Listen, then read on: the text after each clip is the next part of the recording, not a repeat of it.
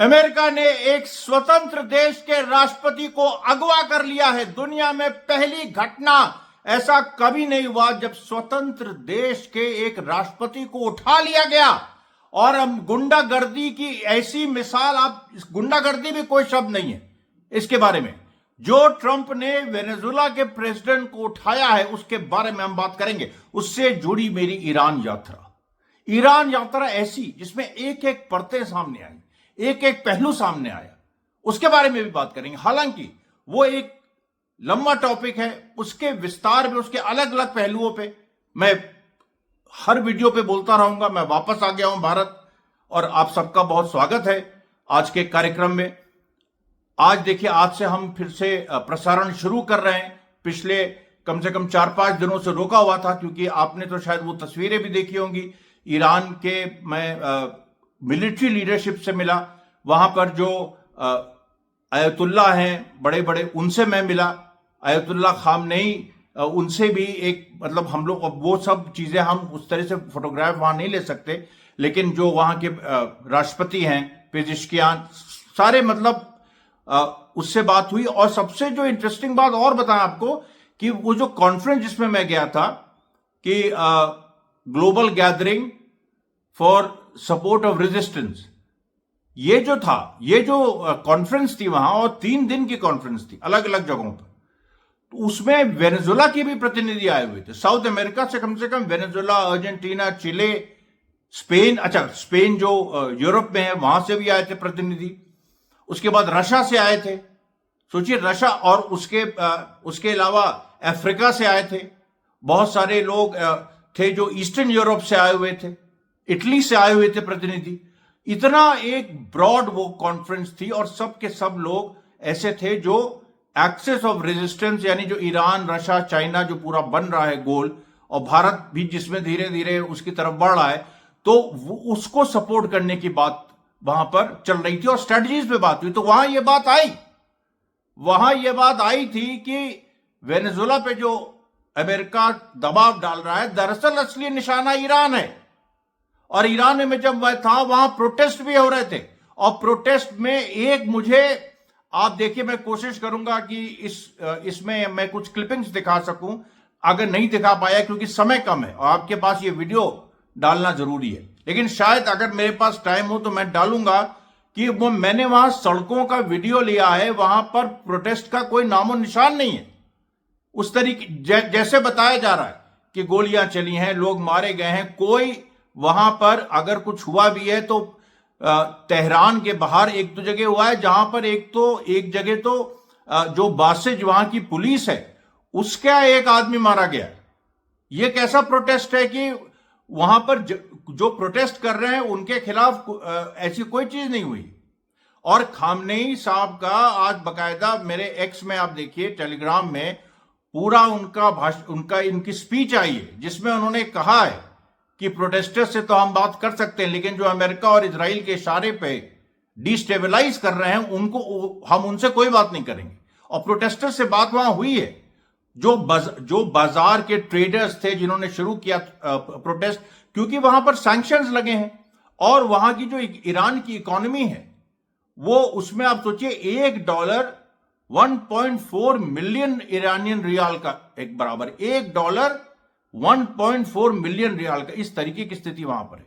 उनको नई currency issue करनी पड़ी। वहां काम चल रहा है, ऐसा नहीं है, लेकिन समस्याएं हैं।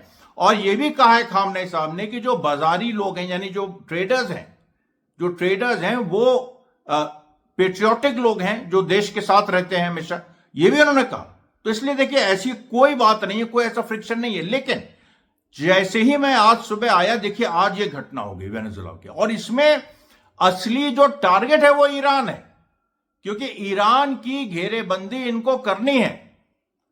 असली इजराइल का प्रेशर है कि ईरान पे हमला करो, लेकिन अमेरिका ये जानता है कि ईरान पे हमला होगा, युद्ध लंबा चलेगा और उसमें तेल की सप्लाई डिसरप्ट हो जाएगी। तो तेल की सप्लाई डिसरप्ट होगी तो वेनेजुला पे हमला क्यों? इसलिए क्योंकि वेनेजुला दुनिया में सबसे ज्यादा जो तेल का भंडार है वो वेनेजुला के पास है, सऊदी अरेबिया से भी ज्यादा, किसी भी अफ्रीकन देश से भी ज्यादा। वेनेजुला तो इसलिए अमेरिका चाहता है कि ईरान के खिलाफ युद्ध हो तो फिर हम वेनेजुला से तेल लेते रहे। तो इसलिए वहां पर जो प्रेसिडेंट है मदुरो, निकोलस मदुरो, जो रशिया, चाइना, ईरान के साथ हैं, उनको हटा के पपेट रिजीम वहां बैठाना चाहता है। और वो भी कौन? मुशादो, एक महिला जिसको नोबेल पीस प्राइज अभी दिया गया, और वो अक्टूबर से सितंबर से बात कर रही है रिजीम चेंज की। और डोनाल्ड ट्रंप तो पहले अपने जब पहली बार सत्ता में आया था 2016 से और 2020 के बीच, उसमें भी उसने कोशिश की थी, क्योंकि अमेरिका ये देख रहा है कि वेनेजुला अगर कब्जे में आ गया, उसका तेल भंडार, क्योंकि पहले एक समय वेनेजुला की तेल पे अमेरिका का एक छत्र राज था, लेकिन फिर उसके बाद वहां पर जो लेफ्टिस्ट पावर में आए, शावेज आए पावर में, उन्होंने ऑयल को नेशनलाइज कर दिया। और अमेरिका अब फिर प्रेशर डाल रहा है किसी भी तरीके से, हालांकि अभी थोड़ा बहुत अमेरिकन कंपनीज इन्वॉल्व हैं वहां, ऐसा नहीं है कि जीरो है, लेकिन चाइना, रशिया, तमाम और ईरान ऐसे देश हैं जो वेनेजुला को मदद कर रहे हैं, आगे बढ़ा रहे हैं, ताकि अमेरिका की गुंडागर्दी के आगे वहां कोई वहां की सरकार झुके ना। और इसमें देखिए, अब आप देखिए खेल, जैसी ये खबर आई कि मदुरो को उठा लिया है, वैसे ही एक नैरेटिव चलने लगा कि मदुरो ने सरेंडर कर दिया, जबकि मदुरो ने सरेंडर नहीं किया है। मदुरो ने अपने लोगों से कहा था कि ये हो सकता है, हमको उठा लें। अब वो देखिए, वो कैसे हो सकता है वो एक अलग चीज है, वो मैं बताऊंगा आपको किसी और वीडियो में। लेकिन मदुरो ने ये कहा था कि ये हो सकता है। और अभी जो वेनेजुला की जो वाइस प्रेसिडेंट है, महिला है, उनका जो पूरा जो रॉड्रिगिस है, जो डेल्सी रॉड्रिगिस, उन्होंने कहा कि हम लोग से ये कहा था मदुरो ने, और हम अमेरिका से डिमांड कर रहे हैं कि प्रूफ ऑफ लाइफ दें कि वो जिंदा है कि नहीं, क्योंकि अमेरिका कह रहा है हमने उनको उठा लिया है और हम उनको ट्रायल पे, हम उनके खिलाफ केस चलाएंगे ड्रग रनिंग का। बताओ, ड्रग रनिंग वहां पर होगी वेनेजुला में? ड्रग रनिंग अमेरिका खुद करता है, तमाम अमेरिका के जो ड्रग कार्टेल्स हैं वो वहां पर इन्वॉल्व है। और अमेरिका ने वहां पर एक मुशादो को सत्ता में बैठाना, वहां पर जो ड्रग फोर्सेस अमेरिका के साथ है उनको लगा दिया है कि वहां पर सिविल वॉर पैदा करें। और उधर जो मदुरो के लोग हैं वो अभी भी सत्ता में है, सत्ता दखल नहीं हुई है। ये मत सोचिए सत्ता दखल हो गई, नहीं, सत्ता दखल अभी नहीं हुआ है। अभी वहां पर जो वाइस प्रेसिडेंट हैं डेल्सी रॉड्रिगिस, उसके अलावा जो इंटीरियर मिनिस्टर हैं कबीलो, वो भी आए हैं सड़क पे बुलेट प्रूफ वेस्ट पहन के, कि हम लड़ेंगे अमेरिका से, गुरिल्ला वॉर भी अगर लड़नी पड़ी तो हम लड़ेंगे। उसके साथ साथ डिफेंस मिनिस्टर वो भी आए हैं, उन्होंने भी कहा है कि युद्ध चलेगा। और इसमें देखिए दो ही सिनारियोज है, अगर अमेरिका सफल होता है तो अगला हमला ईरान पे है, और अगर अमेरिका असफल होता है तो ईरान में जो एक संभावित जंग है, या तो वो रुक जाएगी या वो चलेगी, उसमें अमेरिका इजराइल की हार होगी। ये जो हो रहा है वेनेजुला पे, ये पूरे विश्व ग्लोबल ऑर्डर को बदलने की लड़ाई है, जो मल्टीपोलर वर्ल्ड इमर्ज कर रहा है, जो अमेरिका के पैरेलल रशिया, चाइना, ईरान उभर रहे हैं, उसको दबाने की कोशिश है। गाजा के संघर्ष को दबाने की कोशिश है। गाजा में ट्रंप का नया प्लान आया है कि हम लाखों, मतलब 112 बिलियन डॉलर का रिवेरा डेवलप करेंगे। वहां लाशें पड़ी हैं औरतों और बच्चों की, जिनको मारा है तुमने हजारों की संख्या में। उन लाशों को क्या करोगे? उनको क्या, कहां करोगे तुम, क्या करोगे? मतलब आप सोचो कितने हजार लोग वहां पर अभी भी दफन हैं, मारे गए हैं, जो इधर 70,000 के ऊपर, कुछ लोग तो कह रहे हैं 1 लाख के ऊपर। ये बहुत ही खतरनाक, भयावह ज़ायनिज्म का रोल है, गुंडागर्दी। आप देखिए, उठा लिया मदुरो को, लेकिन सवाल ये नहीं है, सवाल है रेजिस्टेंस। जो ईरान में जो हमारी कॉन्फ्रेंस थी उसका भी टॉपिक था रेजिस्टेंस, प्रतिरोध, मुवाकिमिया। ये उसका असली मकसद है। चीजें उस तरफ जा रही हैं कि नहीं, और यह बताते हुए हमें खुशी हो रही है कि उस तरफ चीजें जा रही हैं। क्योंकि जो जनता है, जो बड़ी बड़ी ताकतें हैं अमेरिका के खिलाफ, वो हथियारबंद हैं। जो बड़ी ताकतें, जो बड़े राष्ट्र हैं, वो तैयार हैं। और ऐसी स्थिति में जब वो तैयार हैं, तो आप सोचिए वेनेजुएला में अगर अमेरिका को रोक दिया गया तो उसके बाद क्या होगा। वो हिम्मत नहीं होगी अमेरिका की आगे बढ़ने। गाजा पे मेरा वीडियो रहता है, मैं सोच रहा था आज से रिवाइव करूंगा, लेकिन आज ये घटना हो गई। लेकिन गाजा में आपको बता दें, फिर अभी स्थिति वही बनी हुई है। रोज सीज फायर बना हुआ है और उसमें रोज ब रोज कुछ ना कुछ लोग वहां पर जो फिलिस्तीनी सिविलियन हैं वो मारे जाते हैं। लेकिन पिछले कुछ दिनों से वेस्ट बैंक में एग्रेशन बढ़ गया और ज्यादा इजराइल का। लेकिन वेस्ट बैंक में वो कुछ कर नहीं पा रहे हैं, वो बहुत ज्यादा रेजिस्टेंस को तोड़ नहीं पा रहे हैं। ये मैंने आपको बताया था। और अभी भी जो घटनाएं हुई हैं जो पिछले 5 दिनों में, उसमें भी वेस्ट बैंक के रेजिस्टेंस को वो तोड़ नहीं पाए। फिर देखिए यमन में जो हो रहा है, गजब हो रहा है।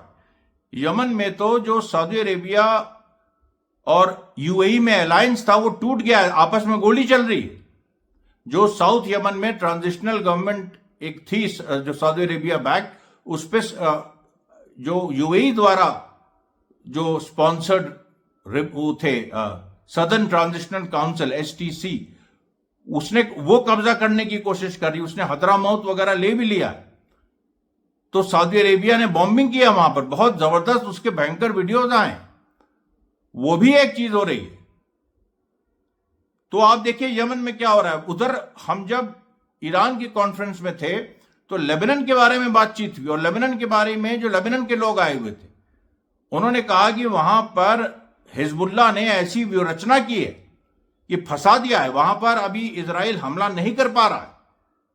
और यही देखिए ये लोग वेनेजुएला पे कब्जा करके वहां के तेल भंडार को वो करेंगे सुरक्षित, तथा मतलब अपने लिए सुरक्षित करेंगे, और फिर ये लोग जबरदस्ती हमला करेंगे।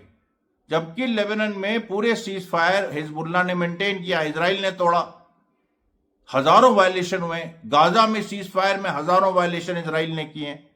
तो इनका यह मकसद है कि वेनेजुएला करके और फिर एक ही साथ लेबनान, गाजा यानी हिजबुल्लाह, हमास और उधर ईरान, इन तीनों को खत्म कर दो।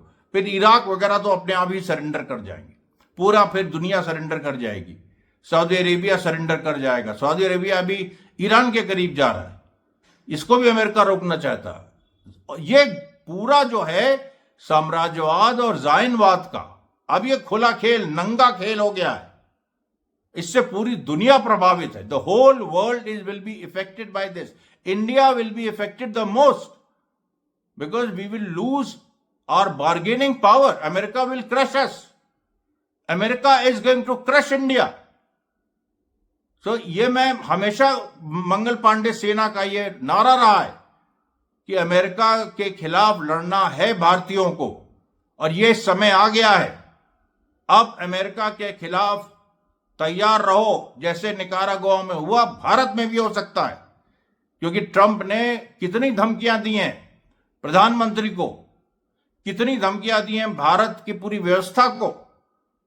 हर तरह से कोशिश किया है, तो कोशिश की है कि वो टूटे, और कल को कोई युद्ध जैसी स्थिति भी पैदा हो सकती है, क्योंकि ट्रंप नहीं चाहता भारत का रिश्ता रशिया के साथ बढ़े, चाइना के साथ बढ़े, ईरान के साथ बढ़े, जिसमें भारत को फायदा है, भारत के गरीबों को फायदा है, भारत के मध्यम वर्ग को फायदा है।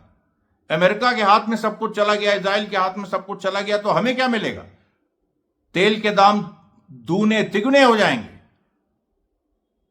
हमारा पूरा का पूरा व्यवस्था हमारी बैठ जाएगी, महंगाई इतनी बढ़ जाएगी कि लोगों का खाना पीना दूभर हो जाएगा। जो 80 करोड़ लोगों को 5 किलो राशन मिल रहा है, सरकार दे ही नहीं पाएगी इसको। इस समय ऐसी स्थिति में क्या करोगे भाई?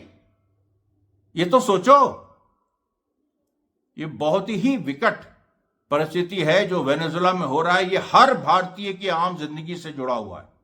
हर भारतीय की आम, गरीब से लेके अमीर तक, हिंदू से लेके मुसलमान तक, ब्राह्मण से लेके क्षत्रिय से लेके शूद्रों तक, सब दलितों तक, हर तरीके से ये सबके लाइवलीहुड से मामला जुड़ा हुआ है।